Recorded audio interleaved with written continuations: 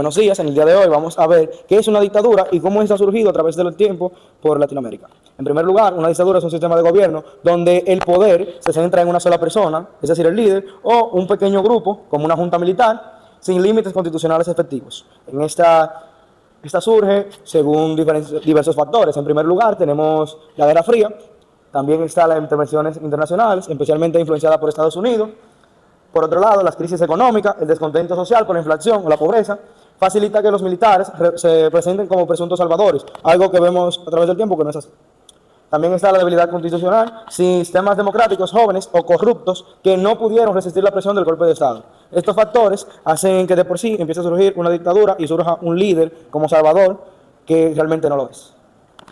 Ahora bien, esta tiene diversas características que la diferencian de un estilo de dominio de un pueblo, como lo es la concentración del poder, no existe independencia, en esta solo gobierna una persona o un grupo de personas quienes ejercen total voluntad de lo que quieran hacer sobre el pueblo.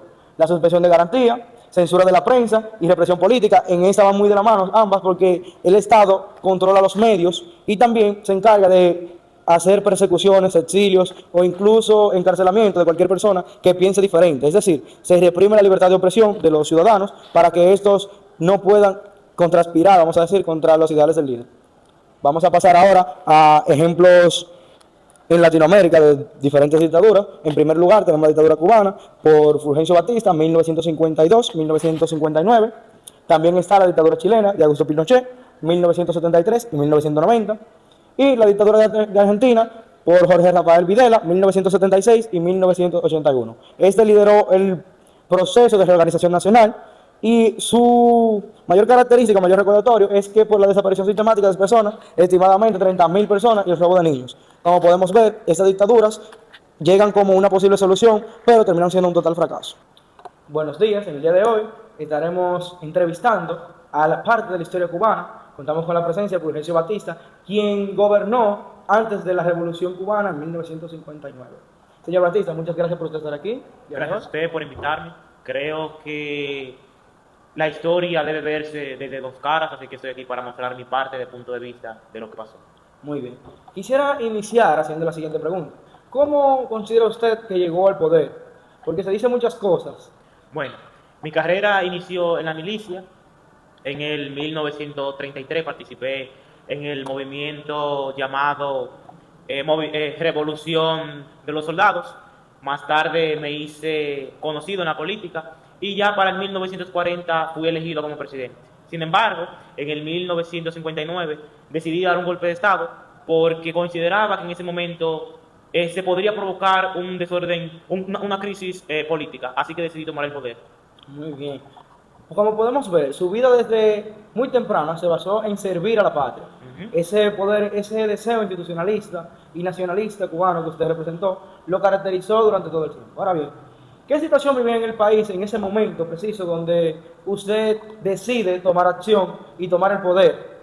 Bueno, en ese momento Cuba vivía un conflicto político porque los partidos estaban divididos. Entonces yo consideré que lo más oportuno era tomar el poder para mantener el control.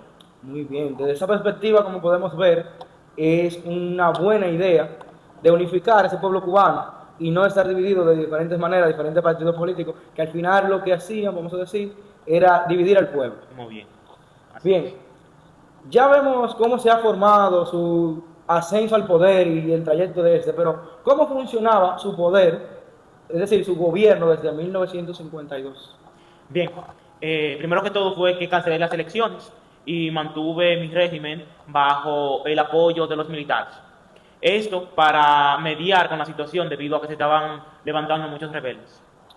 Ok, pero ¿no considera usted que la manera de tomar esa cancelación, vamos a decir, de las elecciones, no fue como un punto muy drástico para un país que venía siendo democrático durante su historia, vamos a decir? No, porque en ese momento, como mencioné anteriormente, había una crisis política. En los partidos había una disputa entre los mismos partidos que estaba llevando a un desorden interno del país. Y por cuestiones ya de mejoría del mismo país, yo decidí hacer la toma de poder. Muy bien. Ahora, en la respuesta que usted me dio, mencionó un papel muy importante, que fue el ejército. ¿Qué papel jugaba el ejército en su gobierno? Bueno, el ejército era un papel clave debido a que se encargaba tanto de mantener el control en base a esas rebeliones que se intentaban eh, levantar y también protegían al Estado como tal. Muy bien. Vamos a decir, estoy de acuerdo en esa parte con usted, de mantener ese orden. Pero ¿considera usted que fue la manera más adecuada de realizarlo durante ese periodo de tiempo? Sí, debido a que esos levantamientos antes se oponían, digamos, que a la ideología de mantener el país estable como yo lo pensaba. Entonces, una de las primeras rebeliones que me hizo tomar en cuenta el uso de lo militar fue la rebelión de Fidel Castro en el 1953, justamente un año después de que yo hubiese tomado el poder. Entonces, esta rebelión hizo que yo tomara medidas en contra de todas las personas que pues, se podrían llegar a oponer contra mi idealismo. Muy bien, tomando ese punto en cuenta, fue muy estratégico en esa parte. Ahora bien, se dice que durante su gobierno había mucha corrupción, e incluso se habla de que era un gobierno mafioso. ¿Qué tiene usted que decirnos acerca de esto? ¿Qué podría decirme acerca de esto? Bueno, habrá muchas personas que pensarán lo contrario. Sin embargo, en la historia está escrito que durante mi gobierno yo promoví la economía de mi país. Se fomentaron hoteles, se crearon casinos y yo de manera general buscaba crear alianzas o convenios con países extranjeros, especialmente con Estados Unidos, para mejorar la economía de mi país. Entonces, debido a esos negocios que yo realicé y mi país realizó con instituciones extranjeras, empezaron a surgir esas críticas. Muy bien, entonces prácticamente usted lo que nos dice es que esas críticas fueron palabras vacías que quisieron difamar su gobierno, ya que usted solamente trataba de realizar negocios para mejorar esa situación económica cubana de esa época. Exactamente. Ahora bien, señor Batista, se nos dice también que durante su gobierno usted persiguió y reprimió opositores políticos. Es decir, que durante su gobierno no había, vamos a decir, un oponente que podría hacerle frente a usted de manera política. ¿Qué podría decirnos acerca de eso? Bien, como mencioné anteriormente, debido a las distintas disputas que se estaban realizando en los partidos y ya a lo mencionado también con Fidel Castro, que ostentó contra mi poder, y esa falta de respeto a la nación cubana hizo que yo oprimiera ciertas opiniones para mantener claro y a las personas controladas. Muy bien. Entonces, una pregunta, ¿por qué usted considera que esa opresión realizada fue necesaria, vamos a decir, o fue benefactoria para Cuba? Bueno, fue necesaria principalmente porque esas opiniones distintas distorsionaban a la población.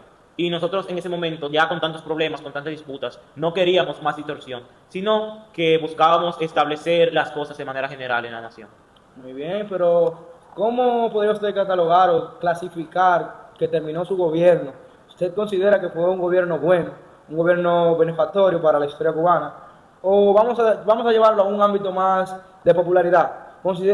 ¿El pueblo cubano consideró su gobierno también de una manera benefactoria para ellos?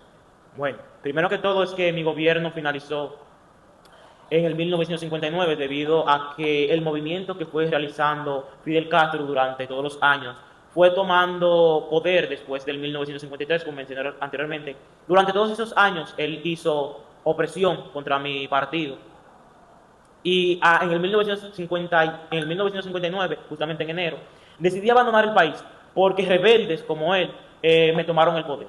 Entonces, habrán personas que recordarán mi legado como un legado que aportó a la economía y al turismo de Cuba. Sin embargo, reconozco que también habrán personas que me recordarán como alguien que oprimió la libertad de expresión.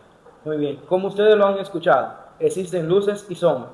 En el día de hoy tuvimos la oportunidad de ver la otra cara de la moneda, expresada por Fulgencio Batista, un líder imperialista y un ideal nacionalista inigualable de la identidad cubana. Muchas gracias. A usted.